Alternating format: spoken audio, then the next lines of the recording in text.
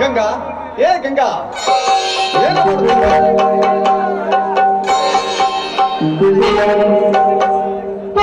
ದೇವರು ಪೂಜೆ ಮಾಡ್ತಾ ಇದ್ದೆ. ತೆಗೆದುಕೊಳ್ಳಿ ಪ್ರಸಾದವನ್ನು.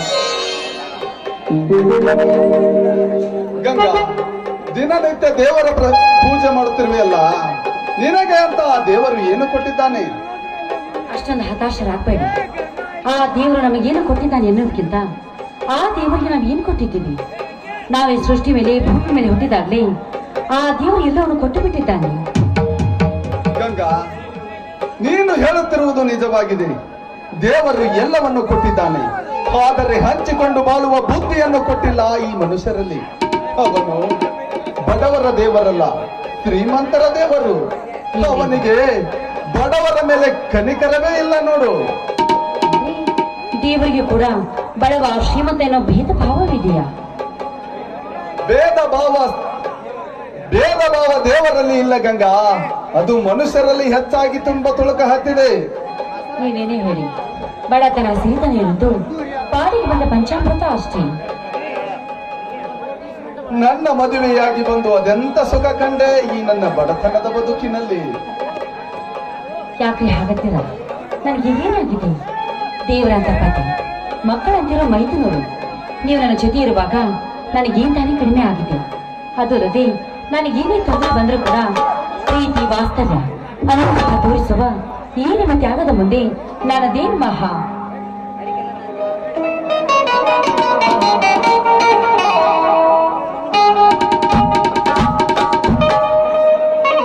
ನೋಡಿ ಗಂಗಾ, ಇದು ಭಕ್ತಿ ಪ್ರಧಾನವಾದ ಕಾಲವಲ್ಲ, ಇದು 21ನೇ ಶತಮಾನದ ಕಲಿಯುಗ. ಈಗ ಇರುವುದು ದುಷ್ಟರ ಸಾಮ್ರಾಜ್ಯ. ಇಲ್ಲಿ ಅಮಾಯಕರನ್ನು ಮಾತ್ರ ಜಯ. ಯಾಕೆ ಇಷ್ಟೊಂದು ಕೋಪ ಮಾಡಿಕೊಳ್ಳುತ್ತಿರುವಿರಿ? ವ್ಯಕ್ತಿತ್ವಕ್ಕೆ ವಿರುದ್ಧವಾಗಿರುವ ದೀನರ ದಂದು, ದೀನರ ದಯಾಳು, ಬಡವರ ಬಂಧು, ಧರ್ಮರತ್ನಾಕರ MLA ಧನರಾಜನವರ ಮನೆಗೆ ಹೋಗಿದ್ದೆ. MLA ಅವ್ರ ಮನೆಗೆ ಹೋಗಿದ್ರ? ಯಾಕೆ? ನಿಮ್ಮ ತಮ್ಮಂದಿರ ಸಲುವಾಗ? ಇಲ್ಲ ಗಂಗಾ, ನಮ್ಮ 20 ಎಕರೆ ಜಮೀನಿನ ವಿಷಯವಾಗಿ ಮಾತನಾಡಲು ಹೋಗಿದ್ದೆ. ಯಾವ ಜಮೀನು, ಏನ್ ಕಥೆ? ನನಗಂತೂ ಒಂದು ಅರ್ಥನೇ ಆಗ್ತಿಲ್ಲ. ಅದೇನೋ ಆಯ್ತು ಅಂತ ಸ್ವಲ್ಪ ಬಿಡಿಸಿ ಹೇಳಿದ್ರಿ ಕೂಡ ಅರ್ಥ ಆಗುತ್ತೆ ರೀ. ಗಂಗಾ, ಇದು ನನಗೆ ತಿಳಿಯದ ವಿಷಯ. 20 ವರ್ಷಗಳ ಹಿಂದೆ ಆ MLA ಧನರಾಜ ನಮ್ಮ 20 ಎಕರೆ ಜಮೀನನ್ನ ಬಲವಂತವಾಗಿ ವಶಪಡಿಸಿಕೊಂಡಿದ್ದ. ಈಗ ಅದನ್ನು ಬಿಟ್ಟು ಕೊಡಲು ಕೇಳಲು ಹೋಗಿದ್ದೆ. ಅಲ್ಲ, 20 ವರ್ಷ ಆಯ್ತು ಅಂತ ಹೇಳ್ತೀರಾ? ಇದುವರೆಗೂ ಹೇಗ್ರಿ ಸುಮ್ಮನೆ ಇದ್ರಿ? ಈ ವಿಷಯ ನನಗೆ ಗೊತ್ತಿರಲಿಲ್ಲ. ಹಿಂದೆ ನಮ್ಮ ಊರಿನ ಹಿರಿಯರಿಂದ ತಿಳಿದು ಬಂತು, ಅದಕ್ಕಾಗಿ ಕೇಳಲು ಹೋಗಿದ್ದೆ. ನೋಡಿ, ನೀವೇನೇ ಹೇಳಿ ನನಗೆ ಯಾಕೋ ತುಂಬಾ ಭಯವಾಗ್ತಾ ಇದೆ. ಅವರು ರಾಜಕೀಯ ವ್ಯಕ್ತಿಗಳು, ಅಷ್ಟೊಂದು ಸುಲಭವಾಗಿ ನಮ್ಮ ಜಮೀನನ್ನು ಬಿಟ್ಟುಕೊಡುವುದಿಲ್ಲ. ಅದಲ್ಲದೆ ಅವರ ವಿರುದ್ಧವಾಗಿ ನಾವು ವೈರತ್ವ ಸಾಧಿಸಿದ್ರೆ ಅದರಿಂದ ನಮಗೆ ತಾನೇ ತೊಂದರೆ. ನೋಡು ಗಂಗಾ, ನಿನಗೊಂದು ಮಾತು ಹೇಳಬೇಕಾಗಿತ್ತು, ಹೇಳಿದ್ದೀನಿ. ಮುಂದಿನ ಚಿಂತೆ ನೀನೇನು ಮಾಡಬೇಡ. ಅದಕ್ಕೆಲ್ಲ ಸತ್ಯ ನ್ಯಾಯಕ್ಕಾಗಿ ಆ ದೇವರಿದ್ದಾನೆ.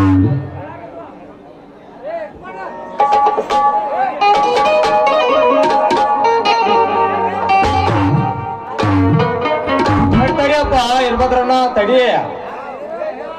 ಓಹೋ, ಬನ್ನಿ ಗುಮಾಸ್ತರೇ. ಅದೇನು ನಮ್ಮ ಮನೆ ಕಡೆಗೆ ಆಗಮನ? ಅವ್ರೇನಂತಾರಪ್ಪ, ಅವ್ರೇನಂತಾರ ಹೇಳಿ ಕೇಳಿ ದುಷ್ಟ ಜನ ಅದಾರು ಇರ್ಬದ್ರಣ್ಣ ಅವ್ರ. ಹಾ ಗುಮಾಸ್ತರೇ, ಇರ್ಲಿ ಬಿಡಿ. ನಿಮ್ಮ ದನಿಗಳೇನಂದರು ಮೊದಲು ಹೇಳಿ. ಅವ್ರೇನು ಒಪ್ತಾ ಇಲ್ಲ ಇರ್ಬದ್ರಣ್ಣ. ಅವ್ರೇನು ಒಪ್ತಾರು? ಅವ್ರ ಎಲ್ಲ ಬಾಳ ಕ್ಯಾಕ್ ಬಂದಿತ್ತು ಇರ್ಬದ್ರಣ್ಣ ಅದ. ಹೋಗಲಿ ಬಿಡಿ ಗುಮಾಸ್ತರೇ, ಒಪ್ಪುವುದಕ್ಕೂ ಬಿಡೋದಕ್ಕೂ ಅವನ್ಯಾರು?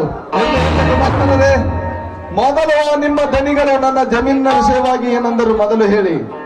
ನಾ ರಗಡ್ ತಿಳಿಸಿ ಹೇಳಿನು ಇರ್ಬದ್ರಣ್ಣ. ಅವ್ರಿಗೆ ರಗಡ್ ಹೇಳಿನ. ಅವ್ರ ಮನ್ಯಾಗ ಬಂದ ನಾಯಿ ಬಂದ ಆ ನಾಯ ಕೇಳತ್ ನೋಡ್ರಿಪ್ಪ, ಸುಂದರರಾಜ್ ಅಂತ ಹೇಳಿ ಅದ ಕೇಳತ್ ನೋಡ್. ಇರ್ಲಿ ಗುಮಾಸ್ತರೇ, ಆ ಧನರಾಜರವರು ಏನಂದರು? ನೋಡಿ ಇರ್ಬೇಕ್ರಣ್ಣ ಅವ್ರ ಊರ್ ಮುಂದಿರೋ 20 ಎಕರೆ ಜಮೀನಿನ ಕಾಗದ ಪತ್ರ ನಾ ಯಾರು ಚೆನ್ನಾಗಿ ಮಾಡಿದೆ ನೋಡಾಕಿನ್ ತಕೊಂಡ ಬಂದನ್ ಮತ್ತ ನೋಡಪ್ಪ ಇದು ಅವ್ರ ಊರ್ ಮುಂದಿರೋ 20 ಎಕರೆ ಜಮೀನ್ ಕಾಗದ ಪತ್ರ ಮತ್ ಇದೇನೈತಲ್ಲದ ಇದ ಅವ್ರು ಸಹಿ ಮಾಡಿದ ಬಾಂಡ್ ಪೇಪರ್ ನೋಡಪ್ಪ ಎಲ್ಲ ಸಿಕ್ಲ ಇನ್ನ ಶುರು ಮಾಡಿ ನಿನ್ ಜೀವನ ಅಂದರೆ ಗುಮಾಸ್ತರರೇ, ಇಷ್ಟು ಸರಳವಾಗಿ ಹೇಗೆ ಬಿಟ್ಟು ಕೊಟ್ಟರು ನಿಮ್ಮ ದನಿಗಳು ನನ್ನ ಜಮೀನನ್ನ? ಇರ್ಬದ್ರಣ್ಣ ನನ್ನ ಜೀವನದ ಇತಿಹಾಸದೊಳಗ ಕಳ್ಕೊಂಡ ಭೂಮಿ ಮರಳಿ ಪಡೆದವಂದ್ರೆ ನೀವು ಒಬ್ಬ ನೋಡಪ್ಪ.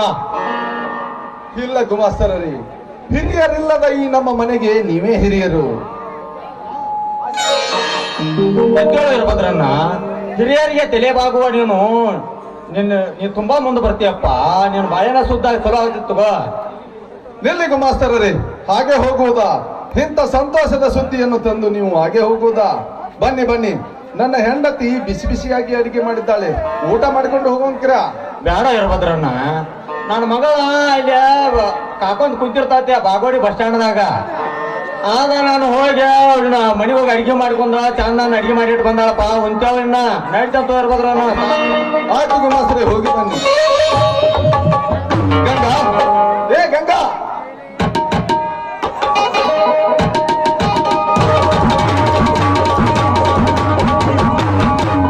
ಏನ್ರಿ ಏನಿದ್ ನಿಮ್ಮ ಹೋರಾಟ? ನೋಡಿ ಗಂಗಾ, ಇಲ್ಲಿ ಇದು ಹುಡುಗಾಟ ಅಲ್ಲ ಗಂಗಾ, ಇಂದು ನನಗಾದ ಸಂತೋಷ ಉಲ್ಲಾಸ. ಅಂದ್ರಿ ಆ MLA ಧನರಾಜ ನಮ್ಮ 20 ಎಕರೆ ಜಮೀನನ್ನ ಬಿಟ್ಟುಕೊಟ್ಟ. ಅಪ್ಪ, ನಾವು ನಂಬಿದ ಆ ದೇವರು ಕೊನೆಗೂ ನಮ್ಮ ಕೈ ಬಿಡ್ಲಿಲ್ಲ. ನಮ್ಮೆಲ್ಲ ತೊಂದರೆಯನ್ನು ದೂರ ಮಾಡಿರುವ ಆ ದೇವರಿಗೆ ನಾನು ದೀರ್ಘ ದಂಡ ನಮಸ್ಕಾರ ಮಾಡ್ತೀನಿ. ಈ ಸಂತೋಷದ ಸಮಯದಲ್ಲಿ ನನ್ನೊಂದಿಗೆ ಒಂದು ಹಾಡನ್ನು ಹಾಡಬಾರದೆ?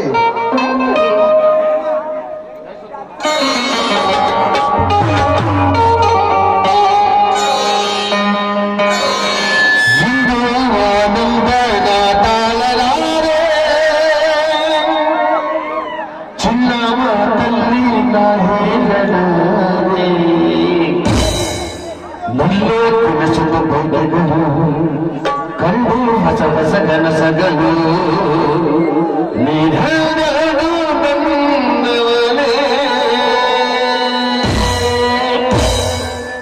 ಎಂದು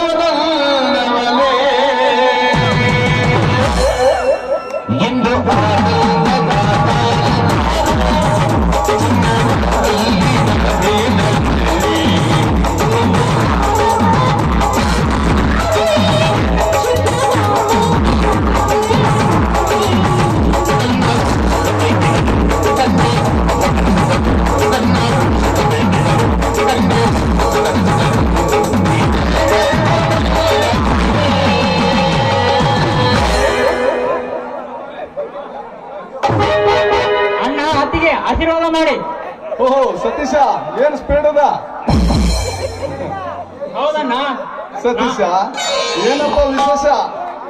ಅಣ್ಣ ನಾನು ಈ ವರ್ಷ ನಡೆದ ಇಂಜಿನಿಯರಿಂಗ್ ಪರೀಕ್ಷೆಯಲ್ಲಿ ಪಾಸ್ ಆಗಿ ಇದೇ ತಾಲೂಕಿಗೆ ಇಂಜಿನಿಯರ್ ಆಗಿ ಆಯ್ಕೆಯಾಗಿದ್ದೇನೆ. ಸ್ವೀಟ್ ತಿಂದಿದ್ದೀನಿ, ತೆಗೆದುಕೊಳ್ಳೋಣ.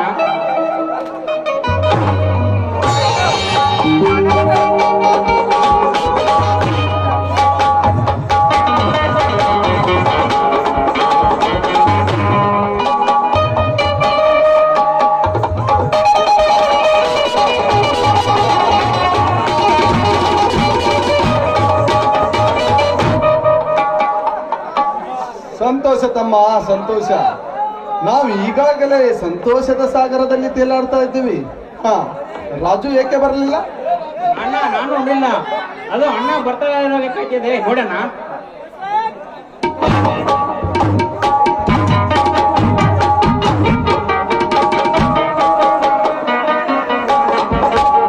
ಅಣ್ಣ ಅತ್ತಿಗೆ ಏನು ವಿಶೇಷ? ಅಣ್ಣ ತೆಗೆದುಕೊಳ್ಳೋಣ ಸ್ವೀಟ್. ಸತೀಶ ಯಾಕೆ ಸ್ವೀಟ್? ಅಣ್ಣ ನಾನು ಕೂಡ ಈ ತಾಲೂಕಿನ ಇಂಜಿನಿಯರ್ ಆಗಿ ಆಯ್ಕೆಯಾಗಿದ್ದೇನೆ, ಅದಕ್ಕಾಗಿ. ತುಂಬಾ ಸಂತೋಷ ಸತೀಶ. ಸತೀಶ, ನಿಮ್ಮನ್ನು ಕಷ್ಟದಿಂದ ಓದಿಸಿ ವಿದ್ಯಾವಂತರನ್ನಾಗಿ ಮಾಡಿದ್ದಕ್ಕೂ ನನ್ನ ಜನ್ಮ ಸಾರ್ಥಕವಾಯಿತು. ಇದು ನನ್ನ ಶ್ರಮ ಏನಲ್ಲ, ಇದು ನಿಮ್ಮಿಬ್ಬರ ಕಷ್ಟದ ಶ್ರಮದ ಪ್ರತಿಫಲನೇ ನಿಜ. ನನ್ನದೇನು ಶ್ರಮ ಅಣ್ಣ, ಅತ್ತಿಗೆ ಕೈ ತುತ್ತು ನೀವು ಕೂಲಿ ನಾಲಿ ಮಾಡಿ ಉಣಿಸಿ ತಿನಿಸಿ ದೊಡ್ಡವನಾಗಿ ಮಾಡಿದ್ದೀರಿ ಅಂದಾಗ ಇದು ಎಲ್ಲ ನೀವು ಕೊಟ್ಟ ಭಿಕ್ಷೆ ಅಣ್ಣ, ನೀವು ಕೊಟ್ಟಿರುವ ಭಿಕ್ಷೆ. ಹಾಗಾಕಂತಿದ್ದೀವೋ? ನಾನು ಮಾಡಬೇಕಾದ ಕರ್ತವ್ಯ ಇತ್ತು, ಅದನ್ನು ನಾನು ಮಾಡಿದ್ದೀನಿ. ಹೋಗ್ಲಿ ಬಿಡಿ. ರಾಜು, ಸತೀಶ, ನಿಮಗೂ ಇನ್ನೊಂದು ಸಂತೋಷದ ಸುದ್ದಿ ಹೇಳಬೇಕಂತ ಅನಿಸ್ತಾ ಇದ್ದೆ. ಏನನ್ನ ಅದು ಹೊಸ ವಿಷಯ? ನಾವು ಇನ್ನು ಮೇಲೆ ಬಡವರಲ್ಲಪ್ಪ, ನಾವು 20 ಎಕರೆ ಜಮೀನಿನ ಮಾಲೀಕರು. ಯಾವ ಜಮೀನಣ್ಣ? ಏನು ಹೇಳ್ತಾ ಇದ್ದೀರಾ ನೀವು? ಇದು ನಿಮಗೆ ತಿಳಿಯದ ವಿಷಯ. 20 ವರ್ಷಗಳ ಹಿಂದೆ ಆ MLA ಧನರಾಜ ನಮ್ಮ 20 ಎಕರೆ ಜಮೀನನ್ನ ವಶಪಡಿಸಿಕೊಂಡಿದ್ದ. ಈಗ ಅವನು ನಮ್ಮ 20 ಎಕರೆ ಜಮೀನಿನ ಬದಲಾಗಿ ತನ್ನ 20 ಎಕರೆ ಹೊಲವನ್ನ ಬಿಟ್ಟುಕೊಟ್ಟಿದ್ದಾನೆ. ಅದೇ ನಮಗೆ ಎಲ್ಲಿಲ್ಲದ ಸಂತೋಷ. ಸರಿ ಸರಿ, ಹೀಗೆ ಮಾತಾಡ್ತಾ ನಿಲ್ತಿರೋ ಅಥವಾ ಊಟಕ್ಕೆ ಬರ್ತಿರೋ? ಅಣ್ಣ ಅತ್ತಿಗೆ, ಈ ಶುಭ ಸಮಯದಲ್ಲಿ ಒಂದು ಸಂಭ್ರಮದ ಗೀತೆಯನ್ನು ಹಾಡಿ ತುಂಬಿದ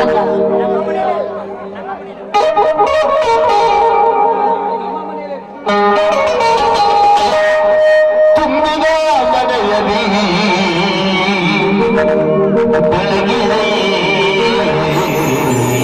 ಬೆಳಗಿದೆ ಸಂಗೀತ. ನಮ್ಮ ಹುಡಿಯಲ್ಲಿ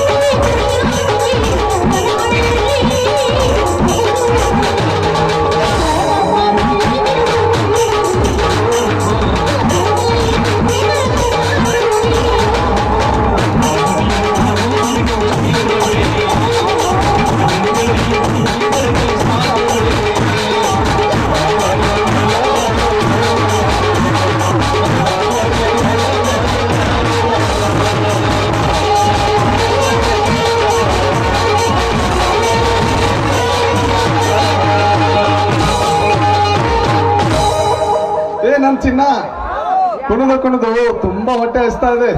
ಬೇಗ ಬಿಸಿ ಬಿಸಿಯಾಗಿ ಏನಾದರೂ ನೀರ್ ನಡಿ. ನಿಮ್ಗೆ ಆಶೀರ್ವಾದ.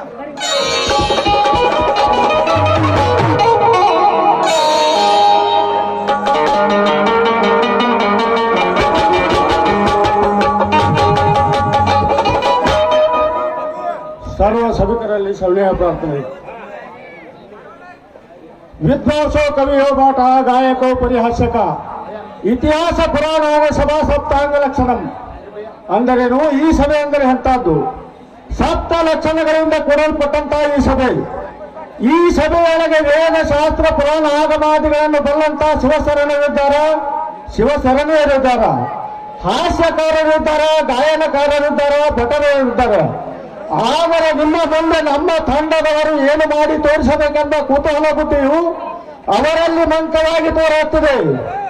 ಅಂದರೇನು? ಅವರಿಂದ ರಾಗದೋಷಾದಿಗಳಾಗಬಹುದು, ಅಕ್ಷರ ದೋಷಾದಿಗಳಾಗಬಹುದು, ತಾಳಾದರೂ ತಪ್ಪಬಹುದು, ಹಂಸಕ್ಷೀರನಾದಂತೆ. ಅಂದರೇನು? ಎಷ್ಟೊಂದು ಸುಂದರವಾಗಿದೆಯಲ್ಲ ಈ ಕಾಡು. ಅಲ್ಲಿ ವಾಸಿಸುವ ಆ ಹಕ್ಕಿ ಪಕ್ಷಿಯನ್ನು ಕೇಳ್ತಾ ಇದ್ರೆ ನಿಜಾಗ್ಲೂ ನನ್ನ ಮನಸ್ಸಿಗೆ ಕೂಡ ಹಾಡಿ ಕುಣಿಬೇಕು ಅಂತ ಆಸೆ ಆಗ್ತದೆ.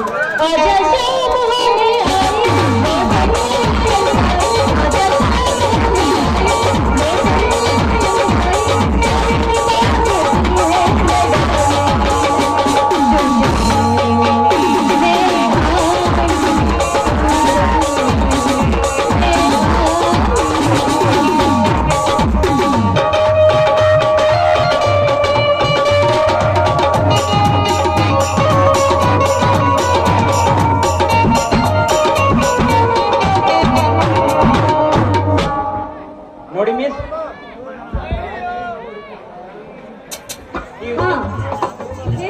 ಈ ವಿಸಿಟಿಂಗ್ ಕಾರ್ಡ್ ನಿಮ್ದೇನಾ? ಹೌದು. ಈ ಬಸ್ ನಿಮ್ ಕೈಗೆ ಹೇಗೆ ಬಂತು? ಹೀಗೆ ದಾರಿಯಲ್ಲಿ ಬರುವಾಗ ಸಿಕ್ತು. ಇದರಲ್ಲಿ ನಿಮ್ಮ ಹೆಸರಿತ್ತು, ಅದಕ್ಕೆ ನಿಮ್ದೇ ಅಂತ ಕೇಳಿದೆ. ನೋಡಿ, ಇದರಲ್ಲಿ ಹಣ ಸಾಕಷ್ಟಿಟ್ಟಿದೆ. ಆದ್ರೆ ಈ ಹಣವನ್ನು ನೋಡಿದ್ರೆ ಕಳ್ಳರು ಸುಮ್ಮನೆ ಬಿಡೋದಿಲ್ಲ. ಇದನ್ನ ನೀವು ನನಗೆ ತಂದ್ಕೊಟ್ರಲ್ಲ, ನಿಮ್ಗೆ ತುಂಬಾನೇ ಥ್ಯಾಂಕ್ಸ್. ನಿಮಗೆ ಏಕೆ ಅನುಮಾನ? ಯಾವ ಕಾಲ ಹೋದರೇನು ಒಳ್ಳೆಯವರು ಕೆಟ್ಟವರು ಇದ್ದೇ ಇರುತ್ತಾರೆ. ಅದರಲ್ಲಿ ಏನಿಂತ ಕೂತಾಳ? ನೋಡಿ, ಕಣ್ಣು ಮುಚ್ಚಿ ಕಣ್ಣು ತೆಗೆದ್ರಲ್ಲಿ ಕಳ್ಳರೇ ಸಾಕಷ್ಟು ತಪ್ಪಿದ್ದಾರೆ. ಹೀಗಿರುವಾಗ ಈ ನನ್ನ ಪರ್ಸ್ ತಂದ್ಕೊಟ್ಟಿದ್ರಲ್ಲ, ನಿಮ್ಗೆ ತುಂಬಾನೇ ಥ್ಯಾಂಕ್ಸ್. ಇದರಲ್ಲಿ ನಿಮ್ಮ ಹೆಸರು ಹೇಳಿ. ನನ್ನ ಹೆಸರು ಕಾವೇರಿ ಅಂತ. ಅಂದ ಹಾಗೆ ನಿಮ್ಮ ಪರಿಚಯ ಆಗ್ಲಿಲ್ಲ. ನನ್ನ ಹೆಸರು ಸತೀಶ್ ಅಂತ. ನಿಮ್ಮ ಕಾಲೇಜಿನಲ್ಲಿ ಓದುತ್ತಿದ್ದರಲ್ಲ ಕವಿರಾಜ್ ಅಂತ, ಅವರು ನಮ್ಮ ಅಣ್ಣ. ಹೌದಾ? ಹಾಗಿದ್ರೆ ಸ್ವಲ್ಪ ವಿವರವಾಗಿ ಬಿಡಿಸಿ ಹೇಳ್ತೀರಾ? ಬಿಡಿಸಿ ಹೇಳು.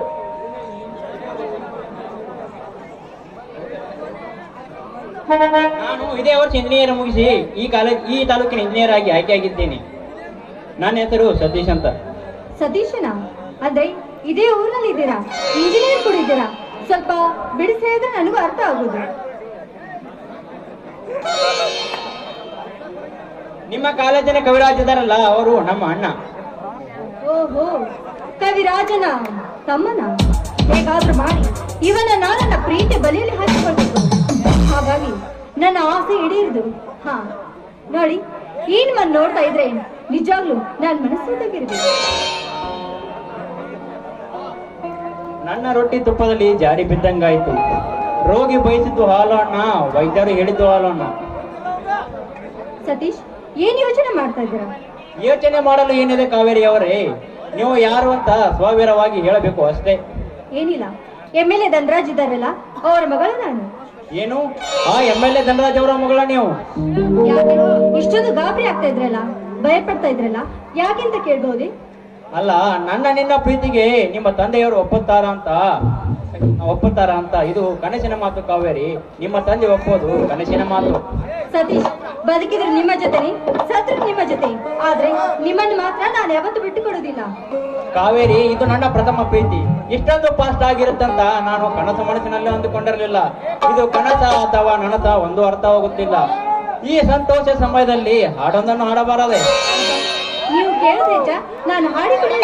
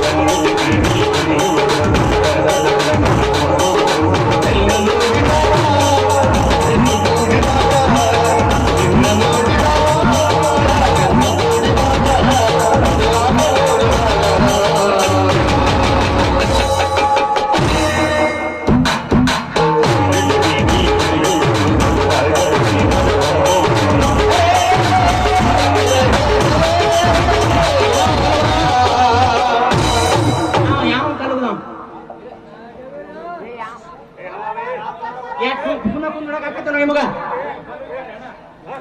ನನ್ನ ಹೆಸರು ಕಲಿಯುಗದ ಖಳನಾಯಕ ಸುಂದರ ರಾಜನೇ ಅಲ್ಲ.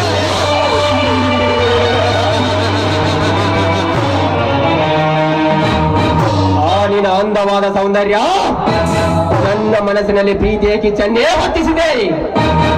ಆ ಕಿಚ್ಚು ತಣ್ಣಗಾಗಬೇಕಾದರೆ ನೀ ನನ್ನವಳಾಗಲೇಬೇಕು.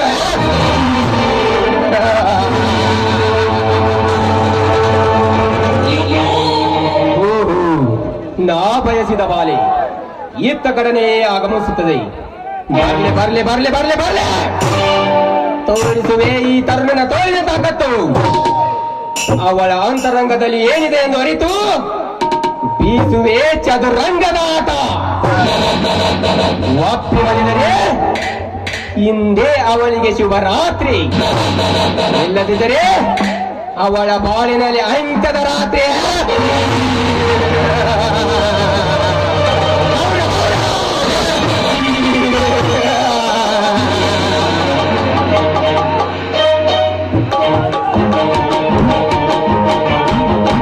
ನೀವು ಸ್ವಲ್ಪ ದಾರಿ ಬಿಟ್ಟು ನಿಂತ್ಕೊಳ್ಳಿ. ಈ ರೀತಿ ಮಸ್ತಿ ರಸ್ತೆಯಲ್ಲಿ ನಿಂತ್ಕೊಂಡ್ರೆ ಓಡಾಡೋರಿಗೆ ತೊಂದರೆ ಆಗೋದಿಲ್ವೇ? ಓ ಸಾರಿ, ನೀವಾ? ನೋಡ್ಲೇ ಇಲ್ಲ.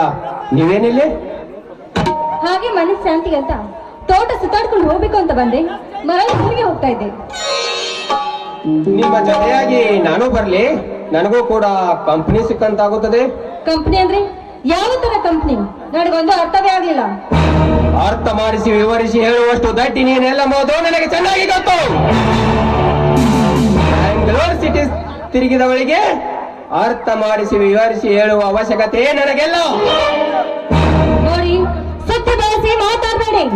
ನೀವು ನಮ್ಮ ಫ್ಯಾಕ್ಟರಿ ಎಂದಿ ಮೇಲಾಗಿ ಈ ರೀತಿ ಮಾತಾಡೋದು ಸರಿ ಇಲ್ಲ. ಹೋಗಿ ಇಲ್ಲಿಂದ.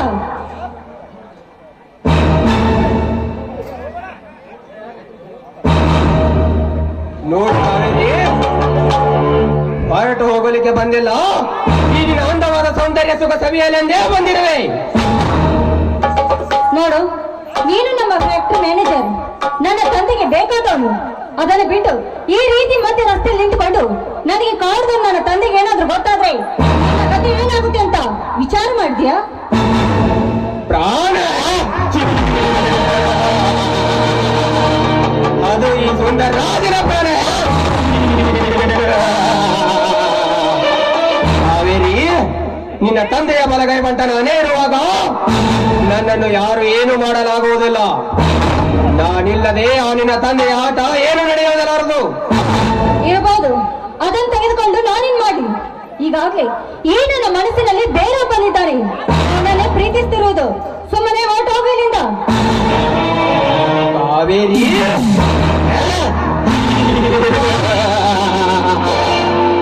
ಹೊರಟು ಹೋಗಲು ಬಂದಿಲ್ಲ ಕಾವೇರಿ, ಹೊರಟು ಹೋಗಲು ಬಂದಿಲ್ಲ. ನೀನು ಯಾವನ್ನೇ ಪ್ರೀತಿಸೋ, ಯಾವನ್ನೇ ಮದುವೆ ಆಗೋ, ಅದರ ಅವಶ್ಯಕತೆ ನನಗೆಲ್ಲ. ಒಂದೇ ಒಂದು ದಿನ ನೀ ನನ್ನ ಬಲಾದರೆ ನನ್ನ ಕನಸಿನ ಅರಮನೆಯಲ್ಲಿಯೇ ತೇಲಾಡಿಸಿ ಬಿಡುವೆ. ಆ ನಿನ್ನ ಕನಸಿನ ಅರಮನೆಗೆ ನಾನು ಬರ್ಬೇಕಾ? ಅದೆಂದಿಗೂ ಸಾಧ್ಯವೇ ಇಲ್ಲ. ನನ್ನ ತಂದೆಗೆ ಈ ವಿಷಯ ಗೊತ್ತಾದ್ರೆ ನಿನ್ನ ಪ್ರಾಣವೇ ಹಾರಿ ಹೋಗುವುದು. ಪ್ರಾಣ? ನನ್ನ ಪ್ರಾಣ ತೆಗೆಯುವ ಗಂಡು ಈ ಭೂಮಂಡಲದ ಯಾವನೂ ಇಲ್ಲ. ಸುಮ್ಮನೆ ಇಲ್ಲ ಸಲದ ಮಾತುಗಳನ್ನು ಹೇಳಿ ನನ್ನ ಕಾಮಪಿತವನ್ನು ನೆತ್ತಿಗೆಂದಬೇಡ. ನಡು ರಸ್ತೆಯಲ್ಲಿ ನಿಂತುಕೊಂಡು ಒಂದು ಹೆಣ್ಣಿಗೆ ಈ ರೀತಿ ಕಾಡ್ತಾ ಇದೆಯಲ್ಲ, ನಿನಗೆ ಯಾರು ಅಕ್ಕ ತಂಗಿಲ್ಲವೇನು? ಅಕ್ಕ ತಂಗಿ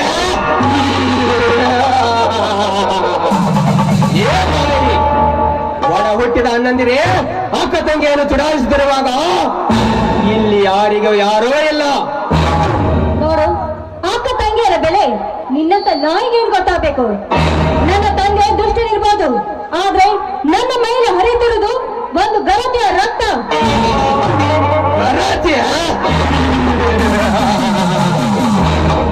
ಹೌದು ಕಾವೇರಿ, ನಿನ್ನ ಭರತೆಯ ರಕ್ತವೇ. ಏ ಕಾವೇರಿ, ನೀನೆಂತತಿ ಸಾವಿತ್ರಿನ, ಮಹಾಸತಿ ಅನ್ಸೂಯನ, ರಾಮಾಯಣದ ಸೀತೆನ, ಮಹಾಭಾರತದ ದ್ರೌಪದಿನ, ಅದೆಲ್ಲ ಮುಗಿದ ಹೋದ ಅಧ್ಯಾಯ. ಇದು 21ನೇ ಶತಮಾನ, ಕಲಿಯುಗ, ಕಾಮುಕ ಪ್ರೇಮಿಗಳ ಯುಗ.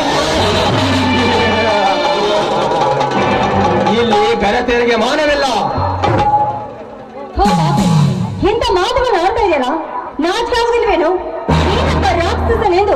ಈಗ ಅರ್ಥವಾಗ್ತಾ ಇದೆ.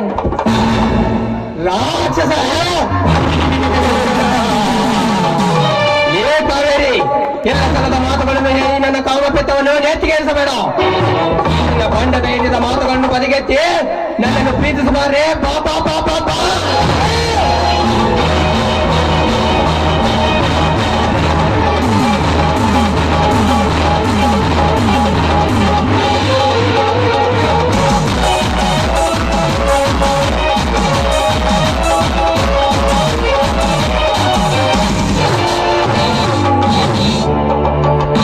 ಲೇ ಸುಂದರ್, ಅನಾಥ ಹೆಣ್ಣು ಮಕ್ಕಳ ಮೇಲೆ ಕೈ ಹಾಕಲು ಮುಂದಾದ ಪಶುವೆ ಬಿಡುವ. ಈ ಸುಂದರ ರಾಜನ ಪ್ರೇಮ ಸರಸ ಸಲಾಪದಲ್ಲೇ ಕುಂಬರಂತೆ ಹಾರಿ ಬಂದ ಯಾವನೆಲೆ ಬಂಡ. ನಿಮ್ಮಪ್ಪ ಮಾನಿನಿಯರ ಮಾನ ರಕ್ಷಣೆಗೆಂದು ಬಂದಿರುವ ಮಹಾದೇವ. ಅರ್ಥಾತ್ ಅನಾಥ ಹೆಣ್ಣು ಮಕ್ಕಳ ಮೇಲೆ ಕಣ್ಣು ಹಾಕಲು ಬಂದ ನಿಮ್ಮಂತ ಕೊಂಡಗಳ ಎದೆಗೆ ಜಾಡಿಸುವದ್ದು ಬುದ್ಧಿ ಕಲಿಸಲು ಬಂದಿರುವ ನಿನ್ನ ಪಾಲಿನ ಯಮ ಧರ್ಮ.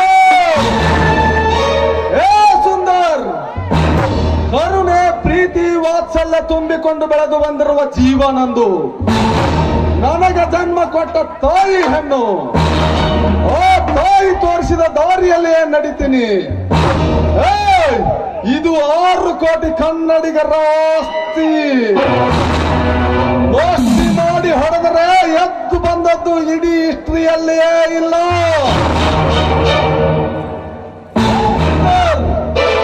ಒಂದ ಮನೆಗೆ ದ್ರೋಹ ಬೈಗುತ್ತೇನೋ ನೀಚ.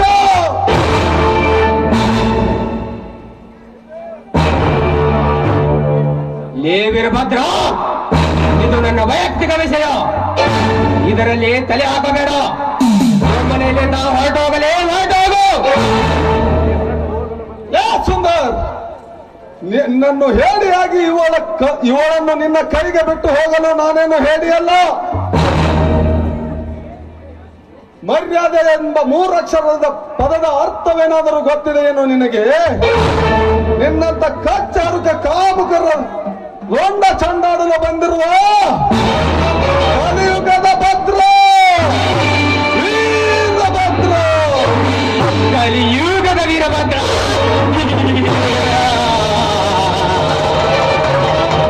ಏ ವೀರಭದ್ರ, ಕ್ಷುಲ್ಲಕವೆಂದು ಈಸಿಯಾಗಿ ಮಾತನಾಡಬೇಡಲೇ. ಸುಮ್ಮನೆಯಲ್ಲಿ ನಾವು ಹೊರಟೋದು. ಇವಳ ತಂದೆ ನಿನ್ನ ಕಡು ವೈರಿ ಎಂಬುದನ್ನು ಮರೆಯಬೇಡ. ನಾನು ಯಾವುದನ್ನು ಮರೆತಿಲ್ಲ. ಸಮಯ ಸಂದರ್ಭಕ್ಕನುಸಾರವಾಗಿ ವರ್ತಿಸುವ ಗುಣ ನನ್ನಲ್ಲಿ ಹೊಟ್ಟಿನಿಂದಲೇ ಬಂದಿದೆ. ಇವರ ಜಾಗೆಯಲ್ಲಿ ಯಾರ ಮನೆ ಹಣ್ಣಾಗಿದ್ದರೂ ನಾನು ಇದೇ ಕೆಲಸವನ್ನು ಮಾಡುತ್ತಿದ್ದೆ. ಜಾರೆ ಕುತ್ತೆ ಜಾ.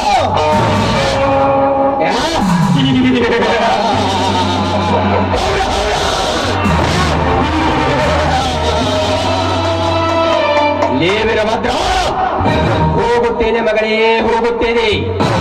ಮುಂದಿನ ಪರಿಣಾಮವನ್ನು ಎದುರಿಸಲು ಸಿದ್ಧನಾಗಲೇ ಸಿದ್ಧನಾಗು. ಕಾವೇರಿ,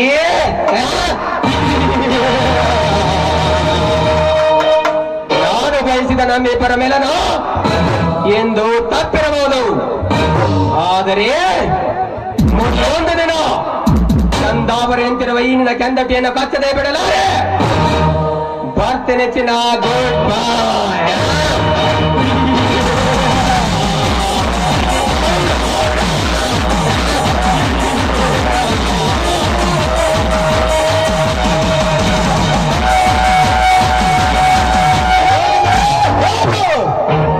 ಅಲ್ಲಿವರೆಗೂ ನಾವೇನು ಕೈಗೆ ಬಳೆ ತೊಟ್ಟುಕೊಂಡು ಕುಳಿತಿರುವುದಿಲ್ಲ. ಹೆಣ್ಣು ಮಕ್ಕಳು ಇಟ್ಟುಕೊಳ್ಳೋ ಅರಿಶಿನ ಕುಂಕುಮನ ಬಾವುಟ ಮಾಡಿಕೊಂಡಿರುವವರು ನಾವು. ಬಾವುಟ ಮುಟ್ಟಿದ್ರೇನೆ ಬಿಡಲ್ಲ. ಹೆಣ್ಣು ಮಕ್ಕಳು ಮುಟ್ಟಿದ್ರೆ ಬಿಡ್ತೇವನಲ್ಲ. ಓಹ್ ಕಾವೇರಿ, ಏನಿದು ನೀವು ಇಲ್ಲಿ? ಸಮಯಕ್ಕೆ ಸರಿಯಾಗಿ ಬಂದು ನನ್ನ ಮಾನವನ್ನೇ ಕಾಪಾಡಿದ್ರಲ್ಲ, ನಿಮಗೆ ನನ್ನ ಧನ್ಯವಾದಗಳು. ಇರಲಿ ಇರಲಿ ಕಾವೇರಿ, ಶ್ರೀಮಂತರ ಮಗಳಾದ ನೀವು ಈ ಮಾತನ್ನೇಕೆ ಆಡುತ್ತಿರುವಿರಿ? ನೋಡಿ, ಶ್ರೀಮಂತಿಕೆ ಎಂಬ ಅಹಂಕಾರದಿಂದ ಅವತ್ತು ನೀವು ನಮ್ಮ ಮನೆಗೆ ಬಂದಾಗ ಬಾಯಿ ಬಂದ ಹಾಗೆ ಮಾತಾಡಿದೆ. ದಯವಿಟ್ಟು ಇವತ್ತು ಗೊತ್ತಾಗ್ತಾ ಇದೆ ನೀವು ಎಂತವ್ರು ಅಂತ. ನನ್ನನ್ನು ಕ್ಷಮಿಸಿ.